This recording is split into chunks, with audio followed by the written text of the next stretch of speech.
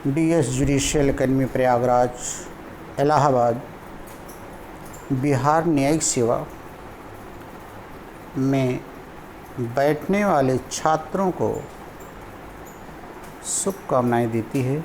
जिनकी मुख्य परीक्षा होने वाली है उनकी मुख्य परीक्षा के लिए हम आज एक महत्वपूर्ण क्वेश्चन उनको बताने जा रहे हैं, जो सब्जेक्ट है equity trust specific relief act.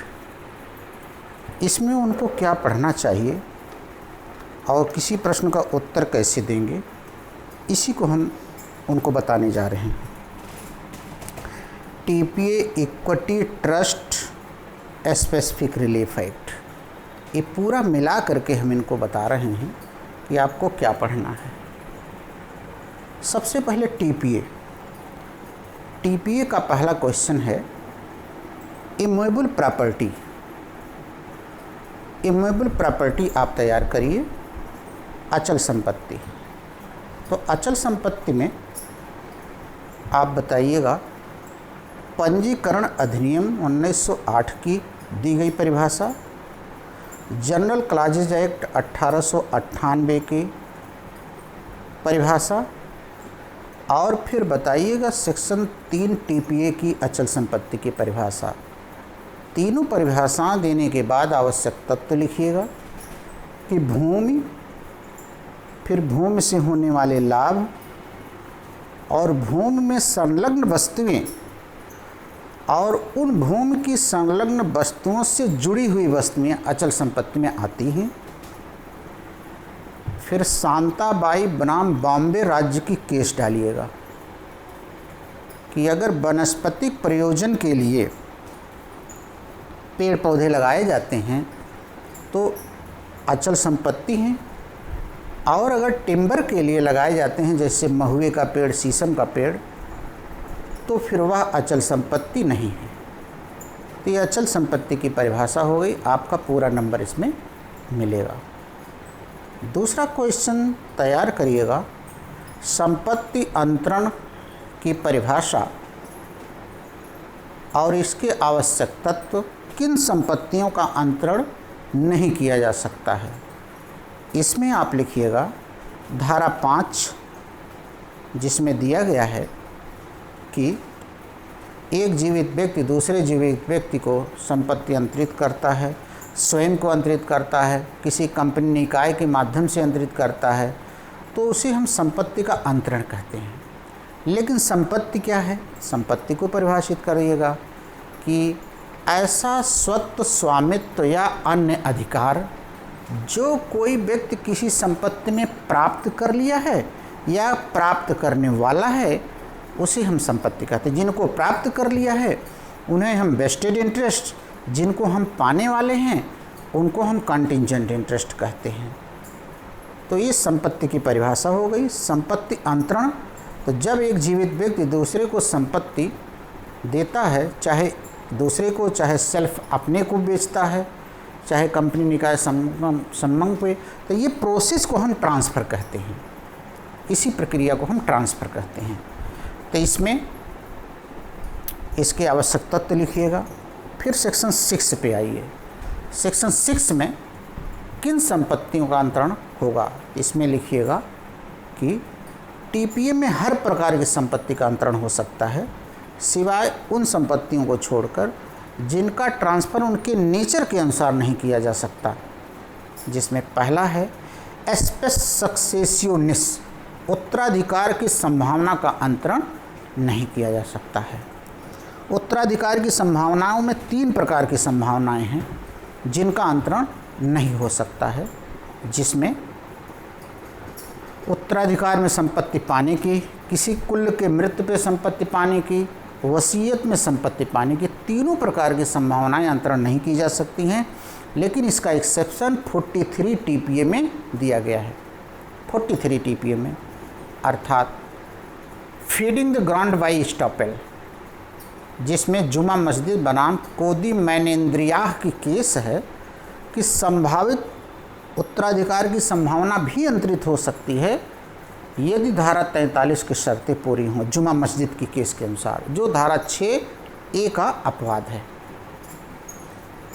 बताइएगा, केवल बाद लाने का अधिकार अंतरण नहीं होगा, भविष्य के भरण पोषण का अंतरण नहीं होगा, सुखाधिकार का अंतरण नहीं होगा, संपत्ति में री एंट्री का राइट अंतरण नहीं होगा, पेंशन नहीं अंतरण नहीं होगा, जिस ज़मीन पर बकाया राजस्व है उसका अंतरण नहीं होगा।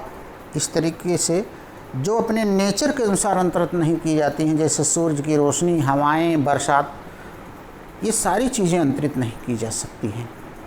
तो सेक्शन 6 में ये सारी चीज़ें आप बताइएगा। फिर अगला क्वेश्चन टीपीए का है सेक्शन 10, 11, 12, जिसमें है 10 में जब आप इसका क्वेश्चन है किसी संपत्ति के ट्रांसफ़र पर, जब संपत्तियां ट्रांसफ़र की जाती हैं आगे आप ट्रांसफ़र पर कोई रोक नहीं लगाएंगे, अर्थात एलाइनेशन पर कोई रोक नहीं लगाया जा सकता है। तो संपत्ति के अंतरण संबंधी विधि को स्पष्ट करते हुए बताइए, संपत्ति के अंतरण पर क्या कोई प्रतिबंध लगाया जा सकता है? तो सेक्शन 10, 11, 12 तीनों कहती हैं। धारा 10 कहती है बेचने के बाद आगे बेचने पर कोई रोक आप नहीं लगाएंगे। अगर आपने उस संपत्ति में कंप्लीट इंटरेस्ट दिया है तो आगे बेचने पर आप कोई रोक नहीं लगाएंगे। रोसर बनाम रोसर इस पर लैंडमार्क जजमेंट है।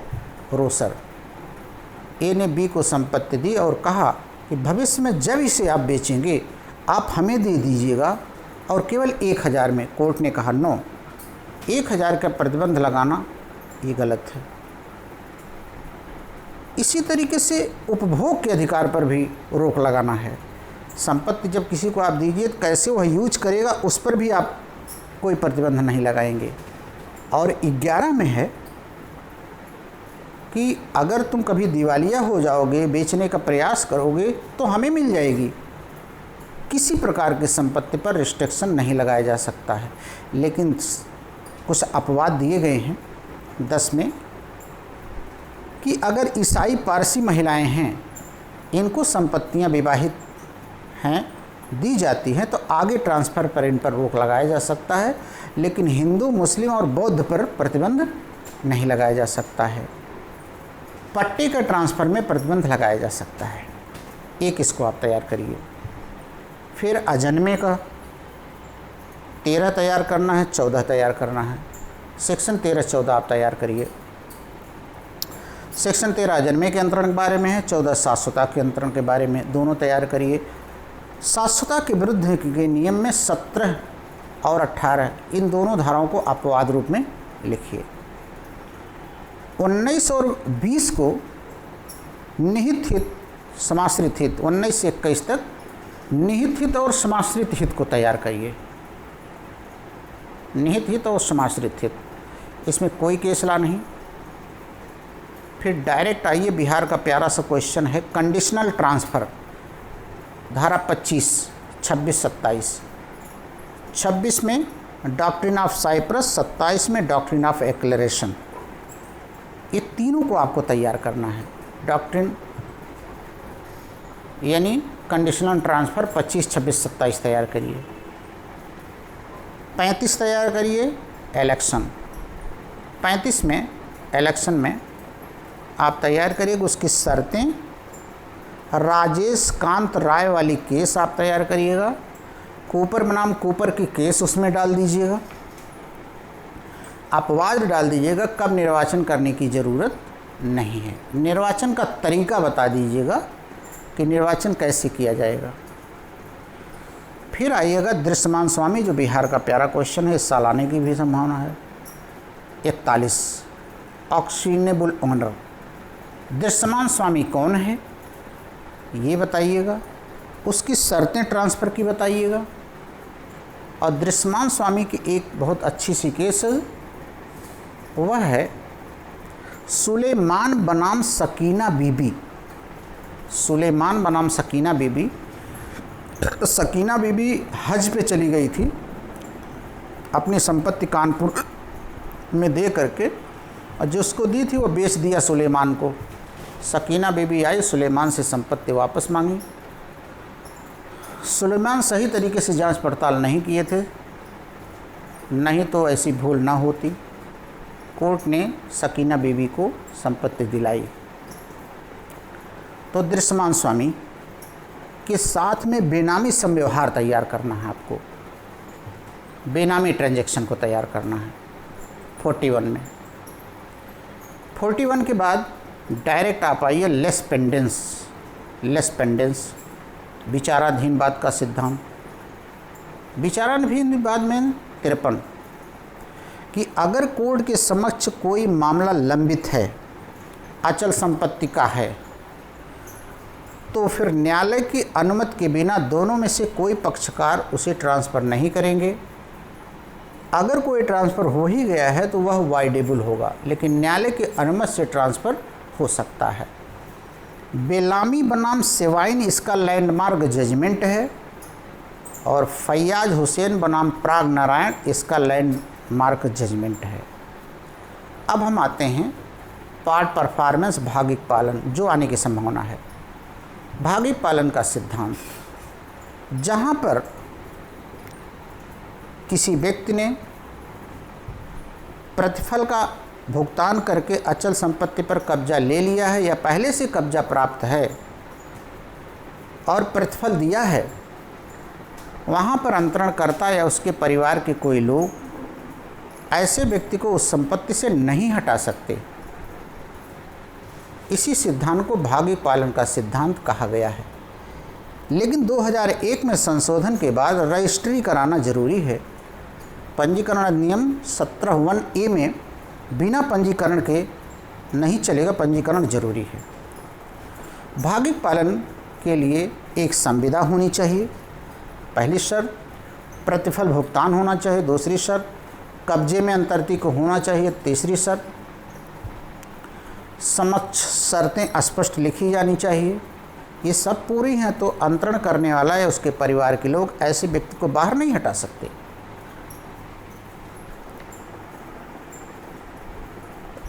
इस पर लैंडमार्क जजमेंट है प्रबोध कुमार बनाम दंत मारा टी कंपनी। प्रबोध कुमार बनाम दंत मारा टी कंपनी, जिसका निर्णय है कि धारा 53(a) अंतर्ती के कब्जे का संरक्षण करती है, स्वामित्व का नहीं, टीपीए में। फिर आता है विक्रय। विक्रय की परिभाषा, आवश्यक तत्व, विक्रय एवं विक्रय करार में अंतर और सब्सिक्वेंट परचेजर द्वारा मार्शलिंग।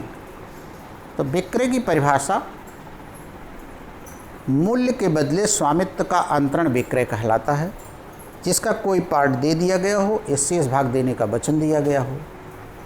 आवश्यक तत्व, दोनों पक्षकार सक्षम होना चाहिए, प्रतिफल होना चाहिए, अचल संपत्ति होना चाहिए, पैसा आज कुछ दिया गया कल कुछ देने का वचन दिया गया। विक्रय करार और विक्रय में फ़र्क है।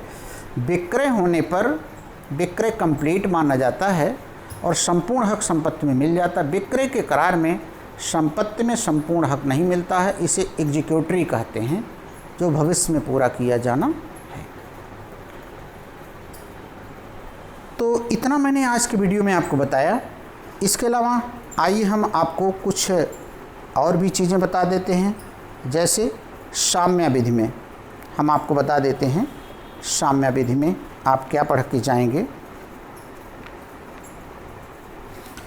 वो भी देख लीजिए।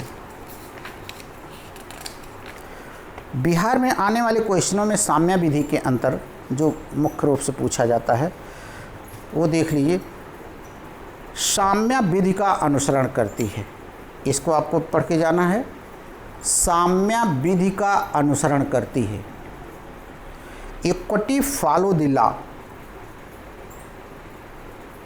साम्य चाहने वाले को साम्य बरतना होगा।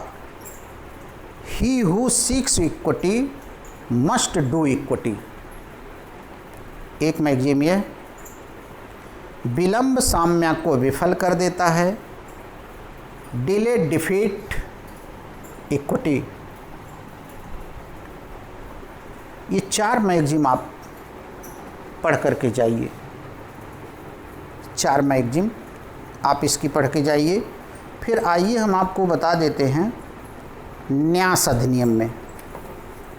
न्यास अधिनियम में क्या आपको पढ़ना है उसको भी हम बता देते हैं।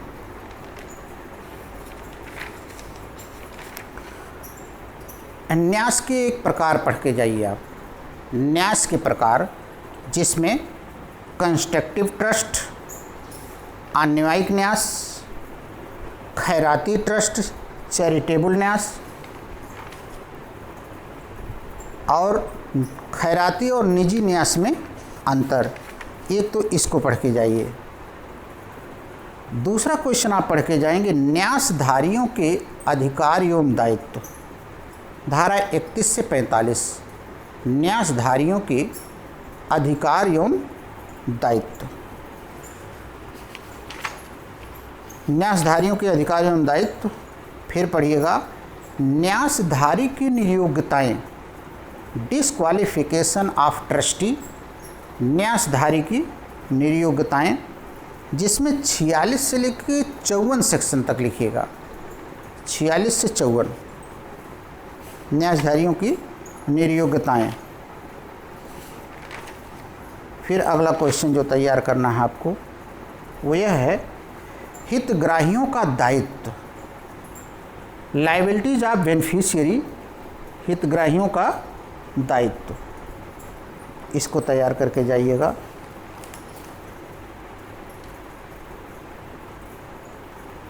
तो इसके बाद न्यास का समापन, ये पढ़ के जाइएगा।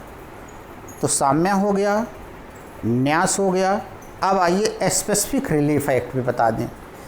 स्पेसिफिक रिलीफ एक्ट पे अचल संपत्ति से बेकब्जा व्यक्ति उस संपत्ति को कैसे पाएगा, सेक्शन 6 आप पढ़ के जाइएगा,